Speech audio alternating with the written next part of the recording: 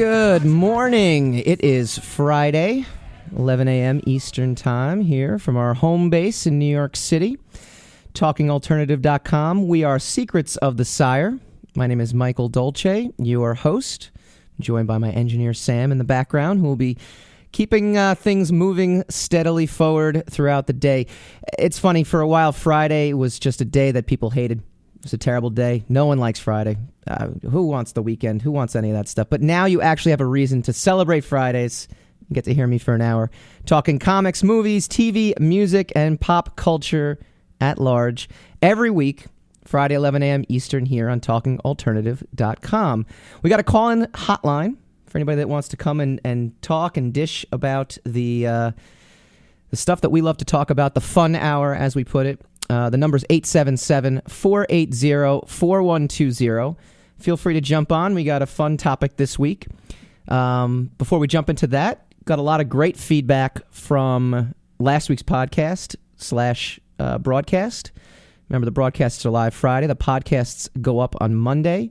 We're up on iTunes as well. Just search Secrets of the Sire, S-I-R-E. And we're also streaming live on Periscope. However, Periscope has told me that it could not tweet this out. I don't know why. I will figure that out for a later date. But if you can find me, look up Sire64, I believe is my username. And if that doesn't work, try mdolce64 on Periscope. And you can actually watch me live. It's good stuff. So last week we touched on diversity in entertainment. Got a lot of great comments, a lot of great feedback. The one thing that people were asking was for a counterpoint, who may actually be of a minority skin color, would be great. But they also applauded the fact that we tried to be as inclusive, we tried to be as rational and as sane as possible doing it. So we will continue that conversation in a few weeks as well. The Oscars, the end of February. The only thing that will prohibit that from happening is if my wife goes into labor. We're on Baby Watch 2016. My wife is due the 20th of February. So got a baby boy coming. So that would be the only thing that stops us from talking about diversity right before the Oscars, which I know will be a hot topic. Topic this week were superhero movies you were looking forward to the most in 2016. We ran an informal Twitter poll. Broke it down between Suicide Squad, Batman vs. Superman, Dawn of Justice, Deadpool, Captain America Civil War, and by a slight hair, Captain America Civil War was the movie everyone is looking forward to this year. Suicide Squad and Deadpool tied, and Batman vs. Superman, no love for that, which I'm surprised, to say the least. Next time, if we have a poll, hopefully we get even more numbers voting, so we get a real feel for it.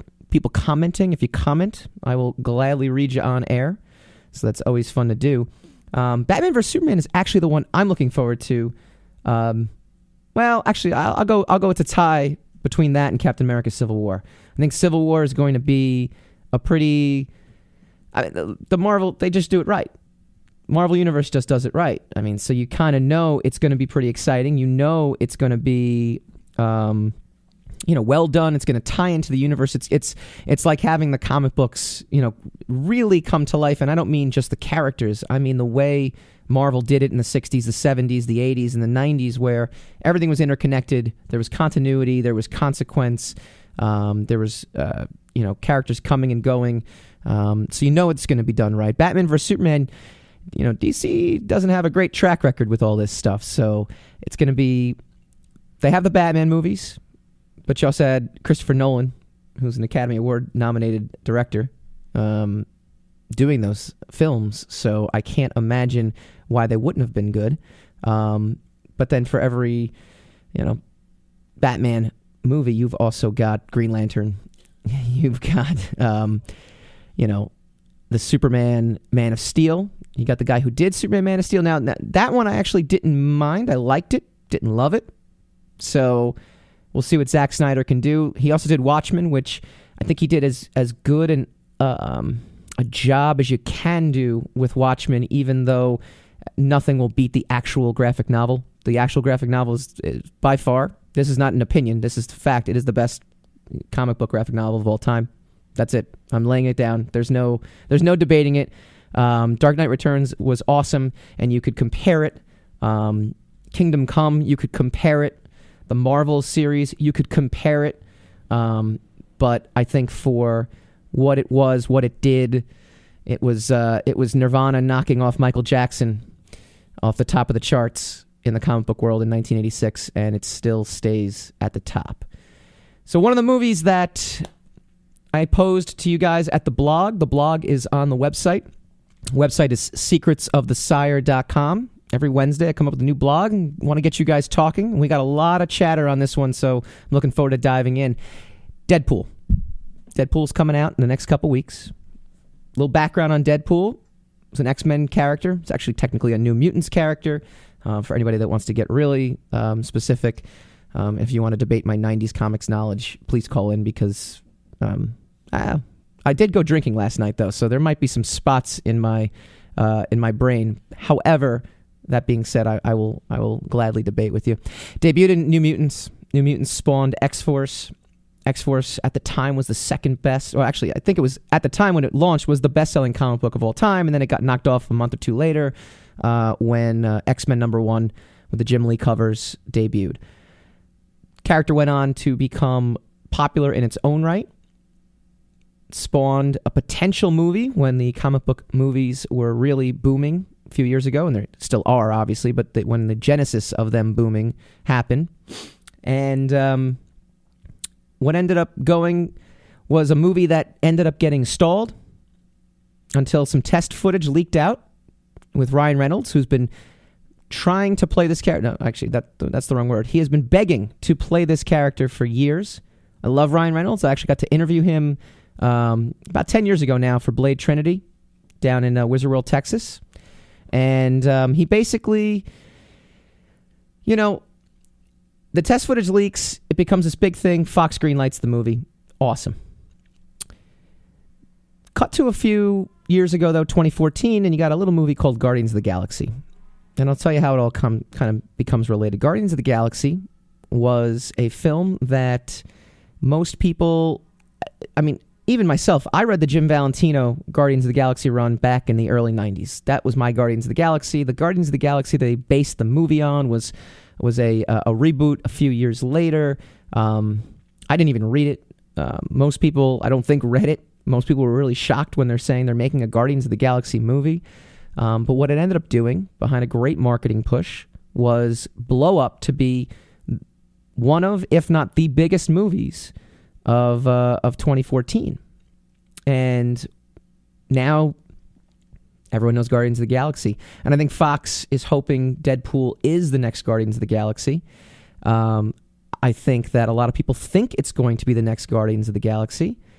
Ant-Man tried to be the next Guardians of the Galaxy in the sense of taking a more obscure character and making him kind of more popular to the masses.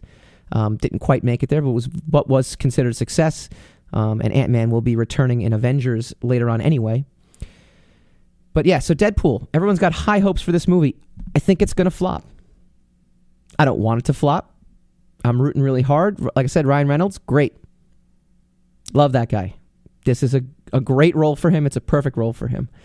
However, I don't think it's going to flop, and I think it's your fault.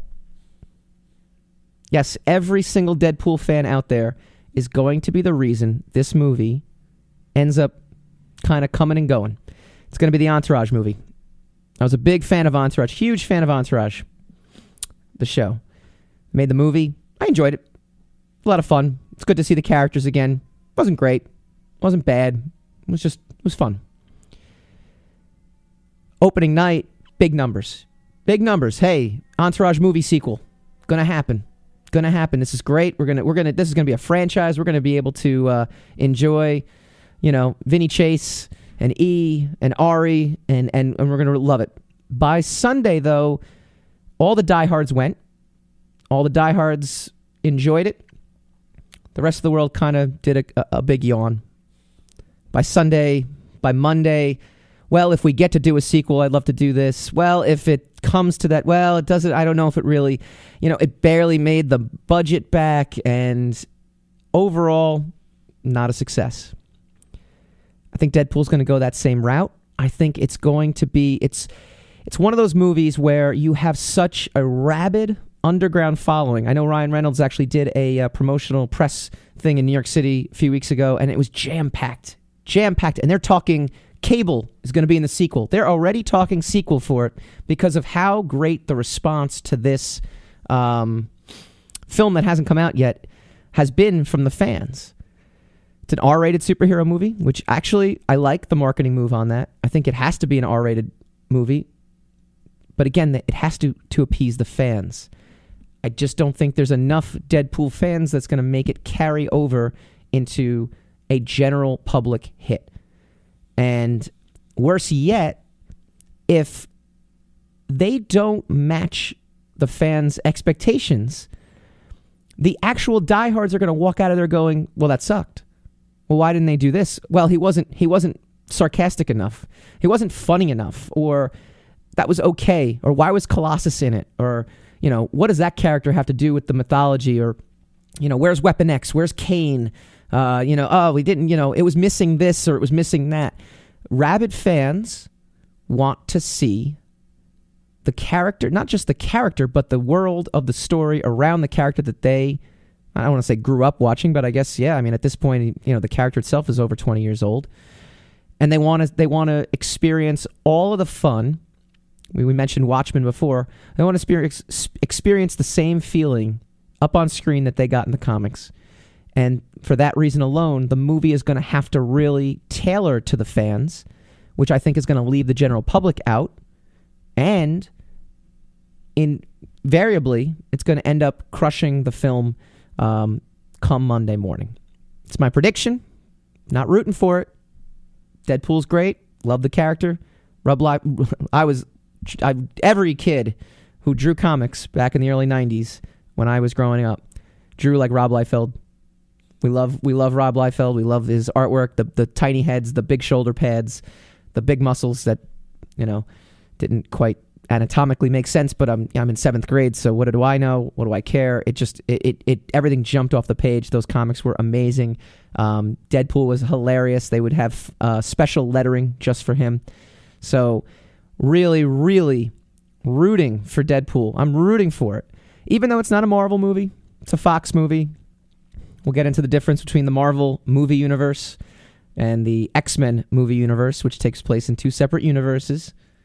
Because Marvel at the time in the 90s, they didn't actually license their characters themselves. They licensed them out to other studios. They just recently got Spider-Man back into the fold by making a deal with Sony, as many people are probably aware of. And again, I'm rooting for it, but I feel like the fans are going to actually cause this one to go. So coming up, though, I had a lot of comments to this. We had a lot of dialogue going on Facebook. You can like our page. Just type in Secrets of the Sire. Go to facebook.com/Secrets of the Sire. And you can actually see. So we're also streaming live on Periscope. Do you like apples? Was just asked of me on Periscope, and I do. I actually do. But we'll talk about that. We'll probably talk more Deadpool than apples when we return.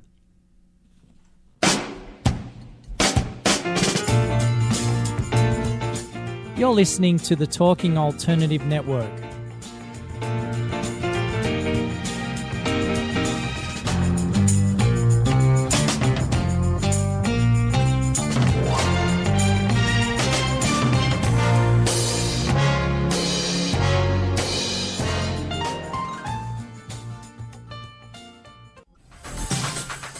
Hello, I'm JC. I'm Joan. And welcome to 21st Century Entrepreneur. We bring education, insight, knowledge, awareness, trouble, craziness, and fun for you, the entrepreneur who's looking to build your business and your community. Listen every Friday from noon to 1 Eastern on talkradio.nyc. And you can tweet us at 21st CE Radio or Talk Alternative.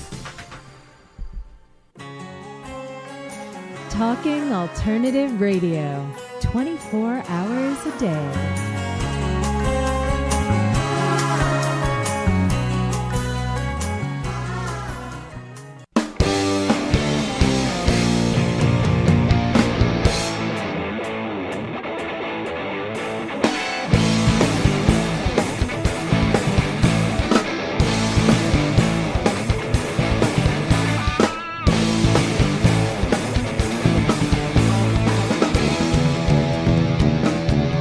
Welcome back. Secrets of the Sire. I want to give love to my Periscope people. Can my Periscope people chime in real quick? I think it was Lyric13. Photos by Ash. Whoop from Wales. We love that. Normally I tweet the broadcast out, but Periscope was having some technical difficulties. Couldn't get the tweet out. I'll figure that out for another day, but if you can find me on Periscope, you can actually watch me just basically talking into a microphone. It's more exciting what I'm saying than what I look like. But, also my wife, too. My wife is streaming on Periscope, too, so give her a big shout-out as well, too. Thank you much.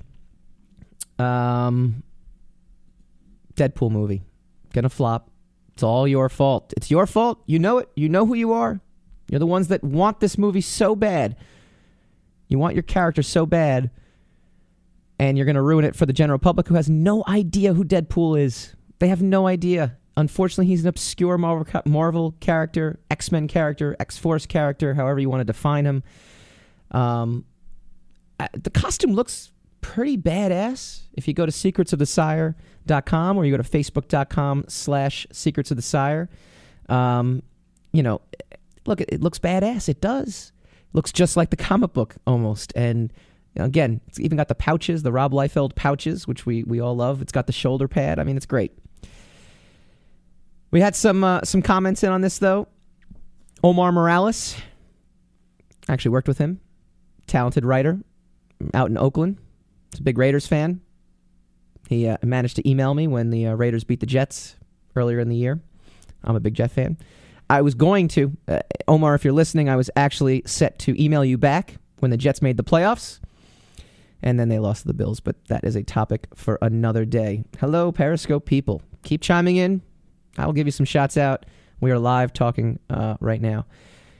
Omar Morales agrees, though. He thinks Deadpool will flop. Todd Sliss says this: knowing nothing about comic books, but as someone who enjoys the MCU, this movie does not look appealing to me. And Omar also chimed in about Fox Studios sucking. And it's true, actually. It's true in a way, not... How best to put this? They don't suck. They don't put on bad movies. The fact that we as the fans can't enjoy one cohesive Marvel universe, look, it's not their fault. X-Men Days of Futures Past killed it. X-Men Apocalypse killed it. Or it's going to kill it, I should say. Deadpool, I mean, why wouldn't they? Why wouldn't they? Even the Wolverine movies, which were not very good, did really well at the box office, popular character, they're never going to give that up. Spider-Man, Sony kind of had to. They kind of lost track of, first of all, they rebooted it way too many times, but they also kind of lost track of Spider-Man, trying to make it darker, which was silly. I think the third Spider-Man movie was a little Superman 3-ish for me, unfortunately. And then the reboots were... I liked Garfield when he was cast in the role, but ultimately just didn't pan out. So Sony was kind of backed into a hard place. They could have either tried to reboot it again, and people would have gone to see it, but they would have essentially been destroying the brand legacy of the character from the movie perspective by doing that.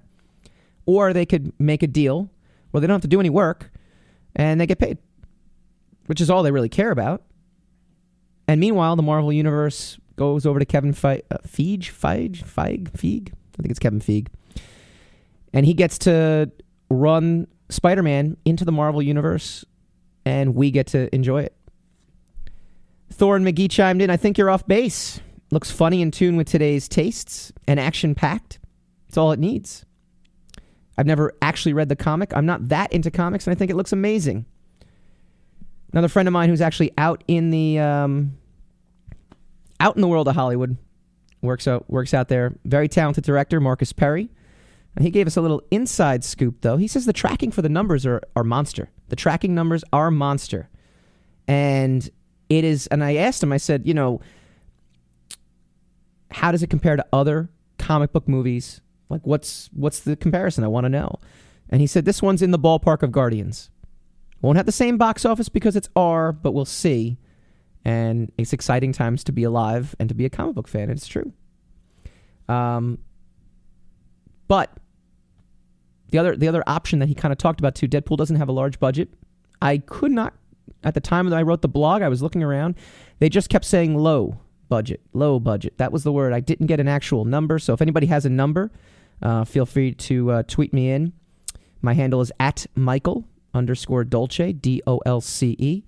Again, Facebook is secretsofthesire.com. Sorry, that's the website. And Facebook/Secrets of the Sire. Few other people came in.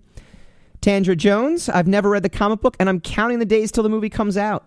I can't stop watching the trailers. The fact that it's R-rated and not PG-13 obviously loses a large customer base, but I love the fact that it's R-rated.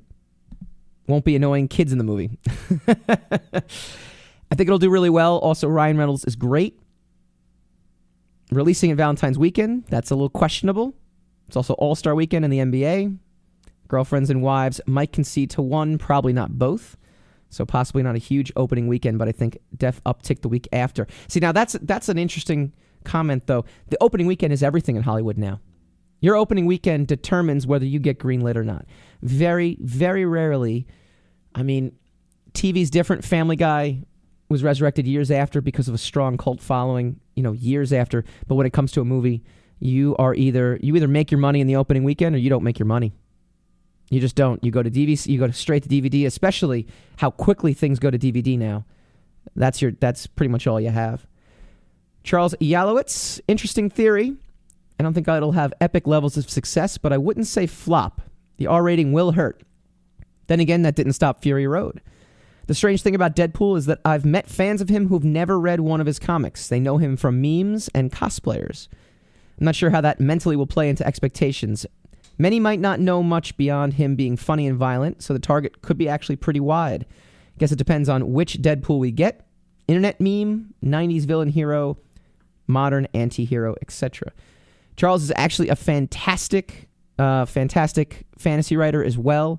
Look him up on Twitter. I'm actually going to dig up his handle on Twitter because he is a fantastic. So it's CYALLOWITZ at CYALLOWITZ. Charles Yalowitz. Look him up. Fantastic fantasy writer. Thank you for chiming in on that too. So, the next Guardians of the Galaxy. If we don't get Deadpool, what do we got? Batman vs. Superman, that has expectations. Captain America Civil War, that's in the long lines of books that have already, movies that have already kind of transcended. But then we have something called Suicide Squad. Sam is shaking his head. He has no idea what Suicide Squad is. Suicide Squad is actually has the potential to be the sleeper. Oh, we got a question from Periscope, so I'm going to answer it. What do you think of Tom Welling reprising Superman? I think it's never going to happen. I think it's something that he was great on Smallville. I can't see him ever wanting to do it again. Well, actually, I don't think he's been working, so maybe he would want to do it. I don't think Henry Cahill was bad though, or Cavill or whatever his name is. I don't think he's bad as Man of Steel. I think he has the look. I think he's actually kind of a badass Superman. I think that the cinematography in Man of Steel, I think his cinematography was questionable. It's darker. It's monotone. It's grayscale. Superman is generally looked at as a bright blue, wholesome kind of character. So, but I can't see Tom Welling doing it now. It was too dark. We just got that comment in from. Take that, microphone. Well, either way, Suicide Squad is a movie that it really intrigues me. I'd love to hear your thoughts on it. So pencil in. If you don't know anything about Suicide Squad, it's a bunch of DC villains.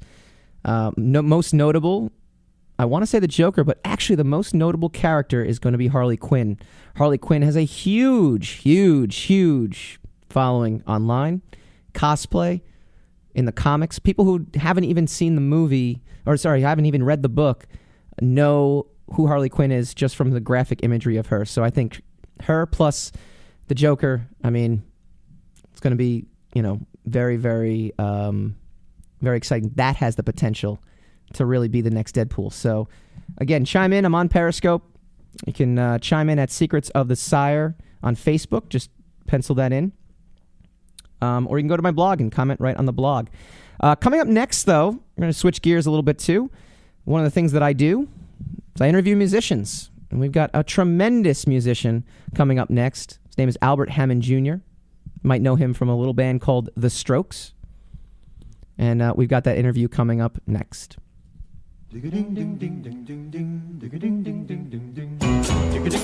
You're listening to the Talking Alternative Network.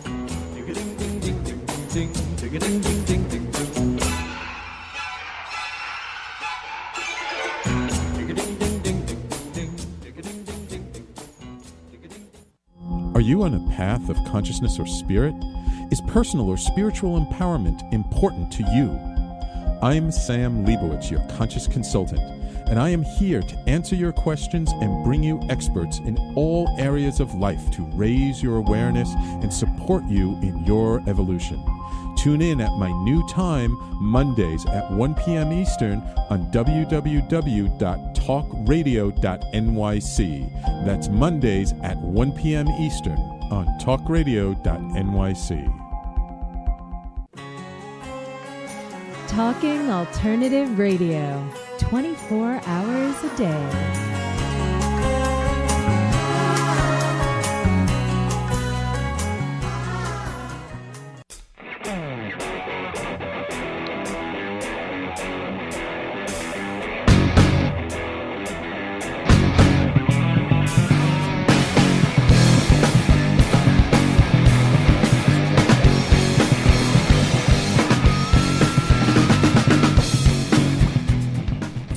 Welcome back, Secrets of the Sire. Pop culture talk, comics, movies, TV, music. We have a live call-in number. We'd love to hear from you today if you'd like to dial in, 877-480-4120. A lot of people chiming in about Suicide Squad, rooting for a villain in the movie. Too dark or not dark enough? I mean, definitely dial in. We got a lot of great conversation we can have about that. But first, we're going to jump over to the music part of the pop culture. My interview with The Strokes' Albert Hammond Jr. Albert, how's it going? Hello. Hi, how's it going? Good, you? I'm doing really, really good. I'm really excited to talk to you. I'm excited to talk to you, too. Awesome. I love the new record. Just wanted to start off and say that. I really been listening to it nonstop the last week or so, week and a half, and I really dig it, man. I really love it. Thanks, me too. Speaking about the record, I mean, you cover a lot of musical ground. Like, there's folk, there's some straightforward rock, there's some punk, there's like 70s funk. Like, take me through, the inspiration behind these songs and how it all kind of came together. So hard to pinpoint exact moments of different inspiration. I mean, I listen to all those styles, so for me, I guess it doesn't seem that weird to, when you're playing a song from, when you're coming to a band and you're bringing it in a more raw stage, that you kind of hear where maybe the song is going and you can kind of try different things, Mm-hmm. There's definitely in it from touring, and just from not having played music in a while, happened with the EP, I was enjoying these upbeat songs, and so I'll always try to take, even if I write a slower melody that I think is nice, I'll always try to find a way to speed it up or make it more intense sometimes, just because I enjoy that right now. Mm-hmm. On the road. I kind of did it backwards, I guess. I did it the other way when I was younger, and now as I'm getting older, songs are getting faster. Cool. But yeah, I mean, I don't know. It's inspiration was just the biggest part. The biggest thing was the guys I was playing with. I wanted to make a record with them, like how we were playing. Can you talk to me about them? Yeah, talk to me about them. That's actually one of my questions. Was where you got, how the band kind of even formed and came together. Yeah, well, it came together over a period of touring the EP.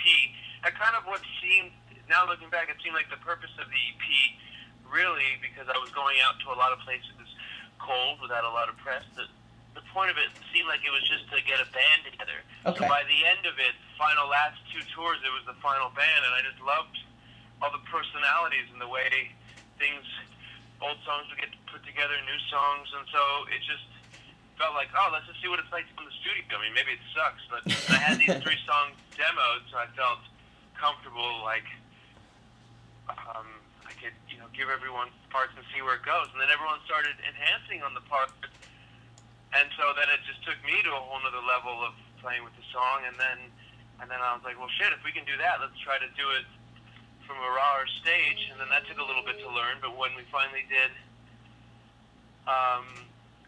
we were just getting things that were more immediate, and the arrangement was happening that day, even if the recording took the next day. But so I feel like that kind of captured something there that I didn't have before, because usually I'd have to make, a few demos to find the arrangement. Sure. I tell you, I drum a little bit, and I thought the drumming was just outstanding. Like, really, really gave your guitar playing like a real good punch to it as well.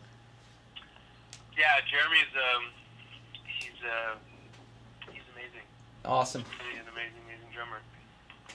So how did talking about a couple things? It seems like you had not only a range of influences melodically and musically, but even just like the album's title, you said you got influences from Carl Sagan. Talk to me about that.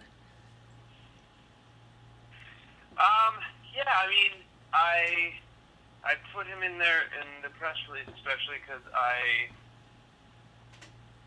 he was just that. I liked him and his show and all his stuff, but just that 3-minute YouTube clip of the Pale Blue Dot was like a meditation for me whenever I felt overwhelmed or anxious. It kind of like brought me back to level playing field, and so I just put that out there because I'm just fascinated by it, and so it's not like I heard it and wanted to create something by it, but I just loved the way it made me feel, and I feel like in turn that was inspiring. When you feel a certain way, definitely allows for different kind of creation. But at the end of the day, no matter what you're inspired by, at the end of the day, it's inspiration and then a lot of work, more work than inspiration. Inspiration is more just like little firing things, and then you got to spend a bunch of time working to figure it out or thinking about it. It's not just whatever inspires you. It's a small part of it. Very cool. That actually leads into my next question pretty good. Do you have any particular, your favorite backstory behind any of the songs? Kind of where, inspiration kind of took you somewhere new, or just maybe something kind of funny. Maybe you came up with something on the road, and just something that struck you in writing. Any of the songs. Doesn't matter which one it is. If there's anything that kind of jumped out at you. Yeah, I mean the pinnacle for us, where it changed, was, I don't remember which one came first, to be honest, but Coming to Get You and Side Boob both were. Coming to Get You came together maybe a little less dramatic, but it was still, things were happening in the moment. Like, as we were doing stuff, I'd be changing where melodies went. The chorus, when we were playing the chords for the chorus, I started singing the melody for it. Side Boob was 4 piano things, and that kind of came together, and we were all so excited. It was like, whoa, it sounds so cool. And we were like, it takes a little bit of time for everyone to figure out a part and kind of branch it out, but then you kind of do one part and the other part, play that for a bit, and then you get tired, you do other parts, and you feel things that are stronger. But by the end of the night, we felt like we had the song, and it was like, getting to this ending, and I was like, what if it builds up? And I started like, pounding my chest this rhythm, and Jeremy was following, and I don't know how this all happened. Maybe it's just a memory of it. It didn't really happen like that. and I was kind of like screaming out the ending melody. It all kind of happened, and then that was such a it was such a changing point. It was like, it felt like the first time we had created, I had these four songs, piano songs that were there, but then the band created this, they spread out those four songs and created this sound. And so that was special. We kind of, all of us were kept on pushing to make it better, Very cool. It's a great title for a song too. Yeah, what's funny was the working title, and it just couldn't change it. I liked it. I liked it too much. That's awesome. What do you think the ultimate goal in doing a solo project is? Especially coming off of you have your history with the Strokes, so there's kind of a built-in cachet with fans already, where they know who you are. They may not know particularly what piece or what role you play in the grand scheme of what the Strokes are, but they have an understanding of who you are. So when you're making a solo record, is there anything in mind that you're trying to accomplish aside from just kind of getting some songs out? Is there any kind of, what's the ultimate goal, do you think, in your head? The ultimate goal is to be successful at it. Mm-hmm. How would you define that? Well, if you can do it again, if you can financially keep yourself afloat to continue to do it, it's not like touring and putting out music is a gift. It's not a given. Okay. You know what I mean? It's not like if you want to, you just do it. If no one comes to your show, no one buys your records, you're not going to make it anymore. Sure. You're going to have to look for another job. So I guess just staying in writing songs. To me, it's always been about the song. So really just writing songs that connect people are pretty amazing. Sure, there are Strokes fans who know what I do, but it's not like that part of my life really affects. I feel like the people who come, there might be some Strokes fans, but really, if anything, I'm building a new fan base. Mm-hmm. I don't know. Why do it? Because I want to. I know why I want to do it, but because I like playing music, and I would like to do it for the rest of my life. So this is how you go about doing it. I felt like I made something that could spark my own career. Very cool. All right, awesome.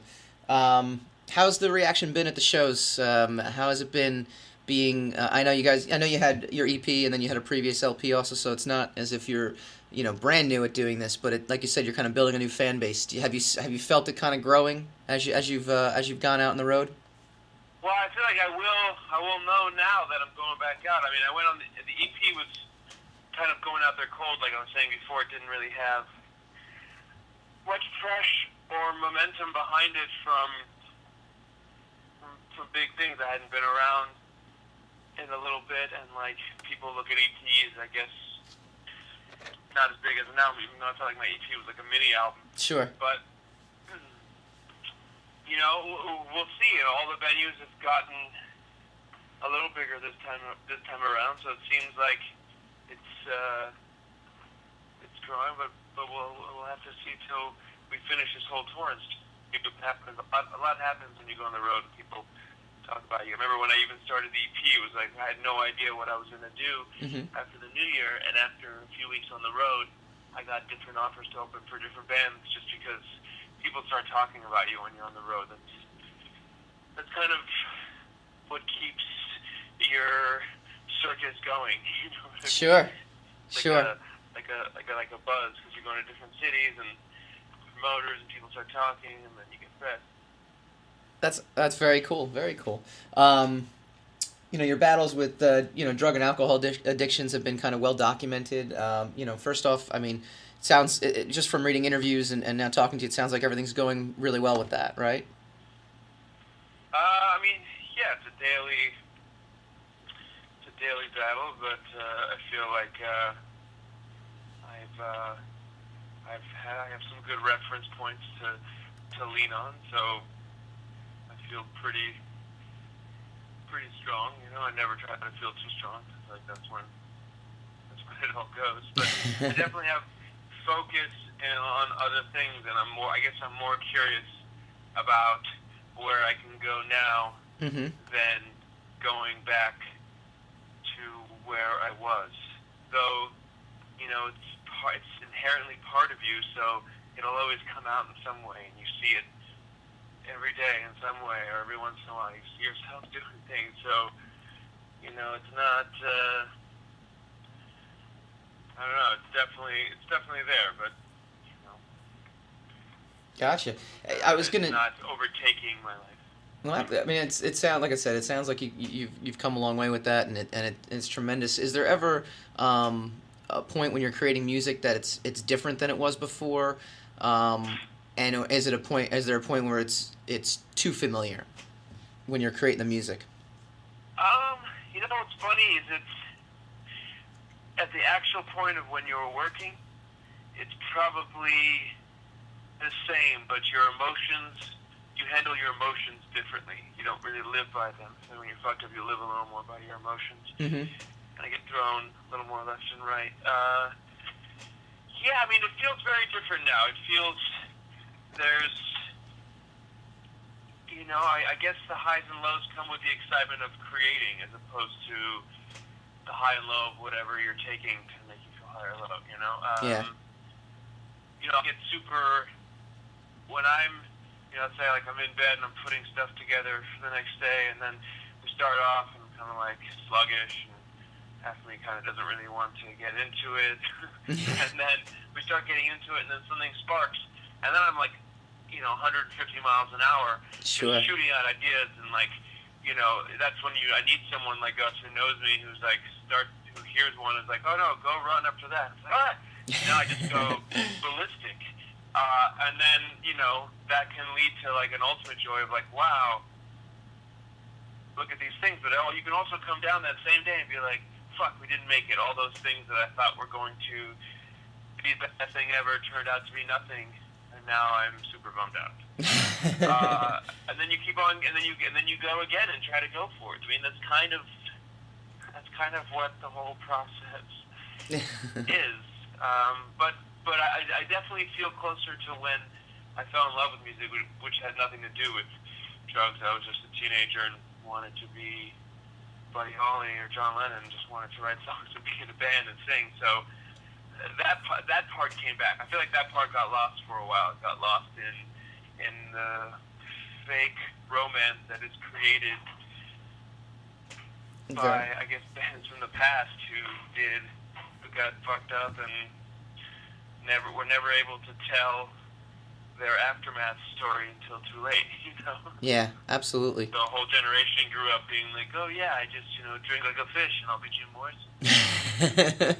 Like, I don't think people realize the studied musicians that he had behind him. Sure. And also, who knows what kind of work ethic he had through that, And in the end, it fucking killed the 27. It's crazy. It is. No. Oh, it's good to see. Like, yeah. I was gonna say it's good to see that didn't happen to you, and musicians seem to be more aware of that now going forward. Yeah. I mean, the saddest part there is a time when you actually don't care. That's the saddest part. It's like you'll get asked, what you're doing is gonna hurt you. I don't care. Yeah.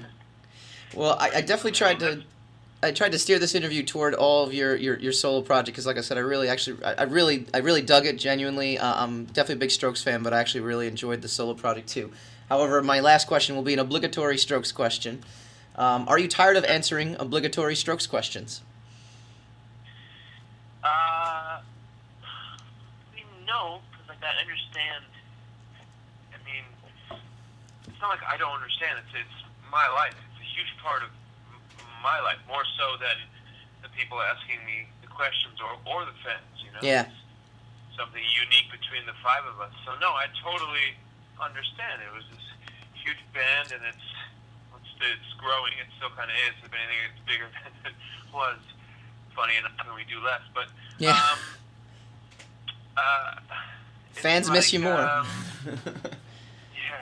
there's this thing with us, and I don't mind ever asking about it. Just a lot of times people ask me questions, and there's not much to say right now because I don't know, and then people don't believe me, and they just ask questions around it as though, like, I'm a 5-year-old. Like, I'm not going to get that they're trying to get some kind of different answer. And I'm like, I mean, I see what you're doing. You're trying to, like, question it differently to get a different thing, but I really don't know, and I don't feel it necessary to be 1/5 of the band talking any shit about anything of it. You know what I mean? Besides, you know, and I've tried to be more honest about stuff, and I always get misquoted in a funny way. So, like, and I don't really mind because I think it's just humorous, and maybe other people mind, but I don't mean it's so small in the grand scheme of things. But no, I mean, I love those guys, and it's something special. But there'll be a time when we do something, and I'll gladly talk about it. And if we don't do something, and something happens that I can then talk about it, I will gladly split the interview between my next solo record and 15 minutes talking all the shit in the world about it, because I don't mind. It'd be kind of fun and funny, but I just don't have anything interesting to say right now. All right, well, very cool. And like I said, I was actually way more interested in the solo stuff, but no, it's fine. I'm not giving you. Please, I'm not giving you. Oh no! I think it's an honest answer, and I actually love it. I really do. I really genuinely love it. So. It is honest.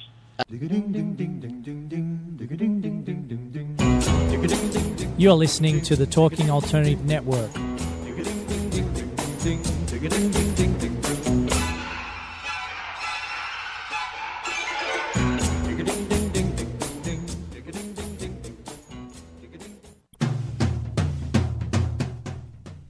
Are you into comics, movies, and pop culture at large?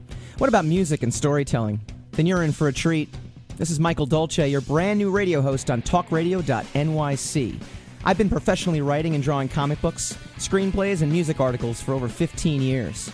Catch my new show, Secrets of the Sire, Fridays at 11 a.m., and get the inside scoop on the pop culture universe you love to talk about. For more info, go to secretsofthesire.com right now.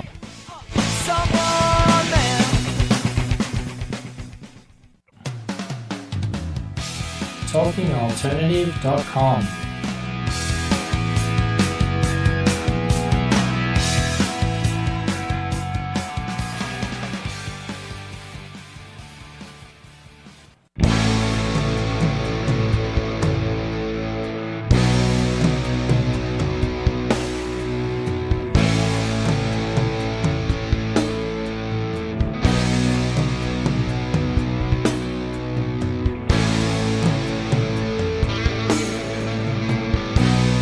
Welcome back.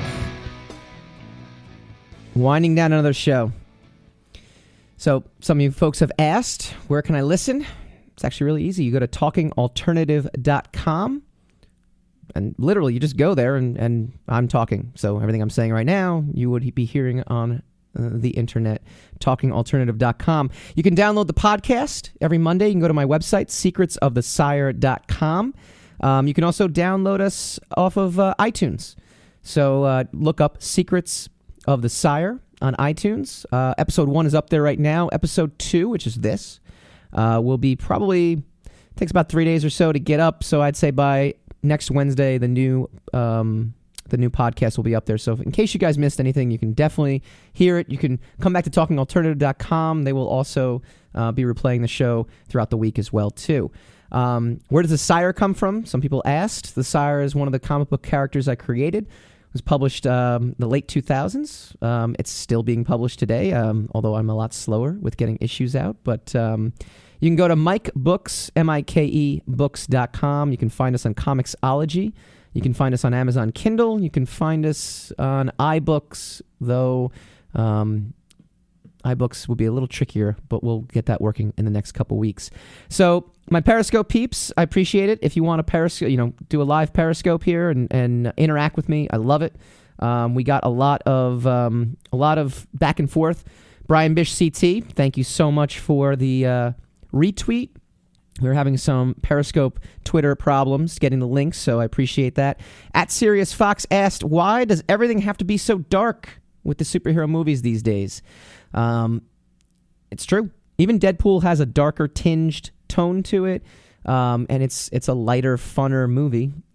Funner's a word. I just made it. I don't care. Once it's on the internet, it's real. And really, it is a question of popularity. If something becomes popular, i.e. something makes a lot of money, Hollywood then demands that everything be that.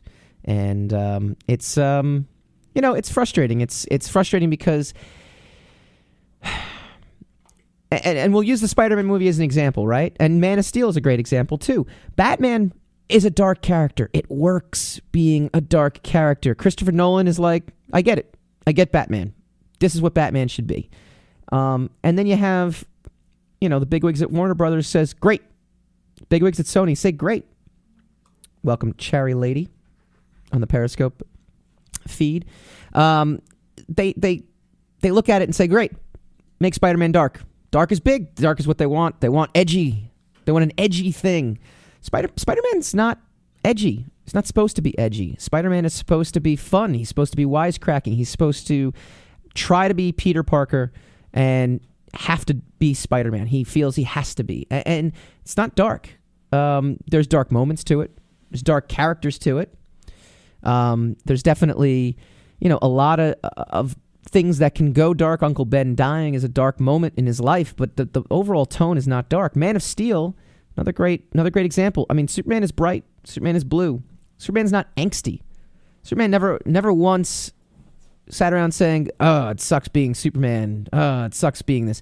I did like the way Zack Snyder approached it, though. I liked the fact that Zack Snyder said, this guy's an alien, and how does he actually, deal with the fact that he's an alien in on Earth, and that's a cool aspect to it. But that doesn't mean that his costume has to be gray. It doesn't mean that the tone of the movie has to be gray and gloomy and dark. The one scene in the trailer coming, the Superman Batman trailer too, which I thought was a little, Superman's kind of like brushes off the Batmobile, and the Batmobile crashes, and then Ben Affleck rises out and kind of looks a little shell shocked, and he says, the bat is over, whatever he says in the trailer, and he looks at it, and he's got this look that he is,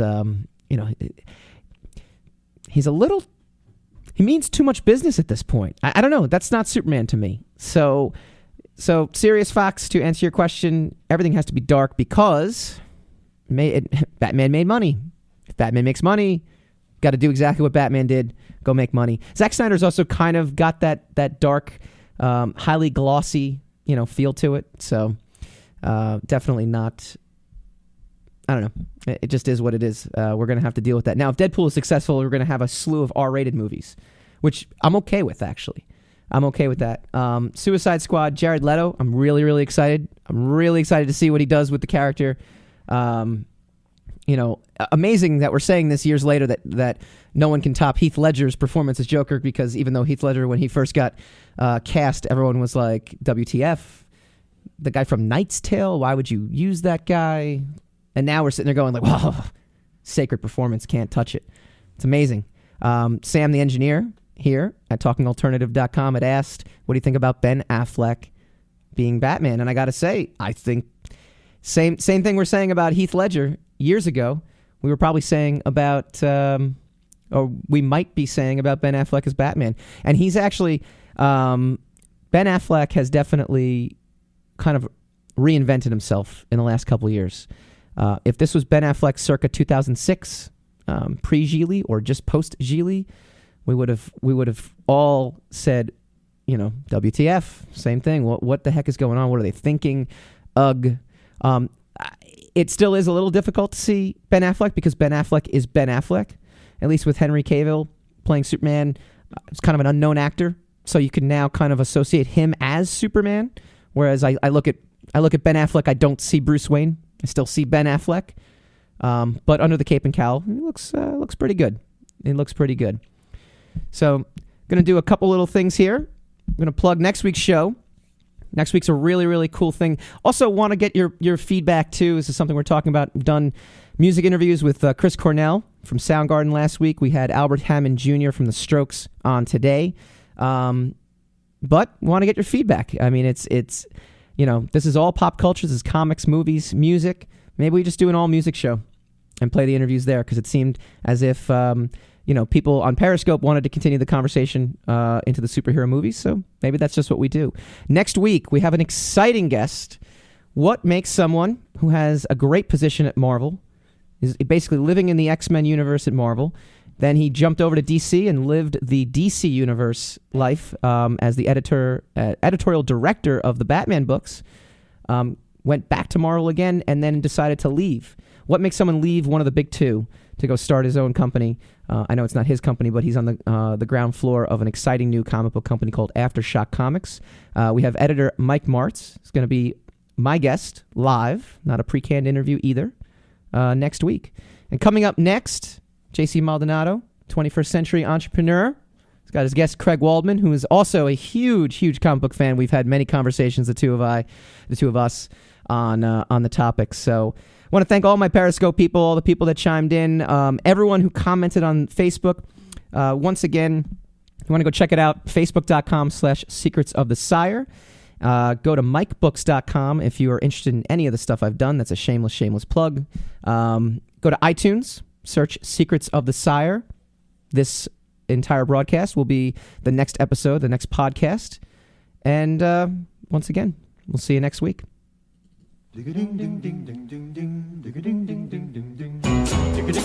You're listening to the Talking Alternative Network.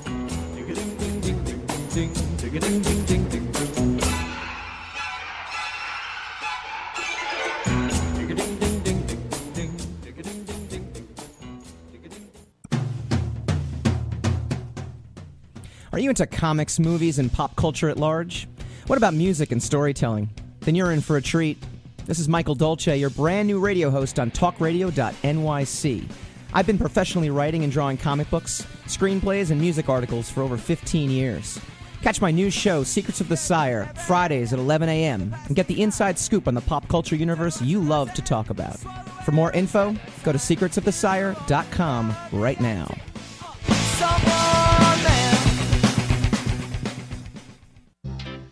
Hey, all you crazy listeners. Looking to boost your business? Why not advertise on Talking Alternative with very reasonable rates? Interested? Simply email at info@talkingalternative.com. Talking Alternative.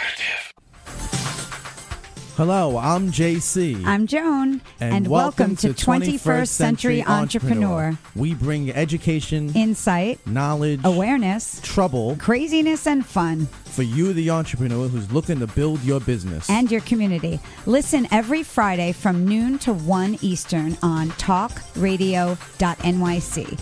And you can tweet us at 21st CE Radio or Talk Alternative. You're listening to the Talking Alternative Network at www.talkingalternative.com. Now, broadcasting 24 hours a day. Talking Alternative. Are you on a path of consciousness or spirit? Is personal or spiritual empowerment important to you? I'm Sam Leibowitz, your conscious consultant, and I am here to answer your questions and bring you experts in all areas of life to raise your awareness and support you in your evolution. Tune in at my new time, Mondays at 1 p.m. Eastern on www.talkradio.nyc. That's Mondays at 1 p.m. Eastern on talkradio.nyc.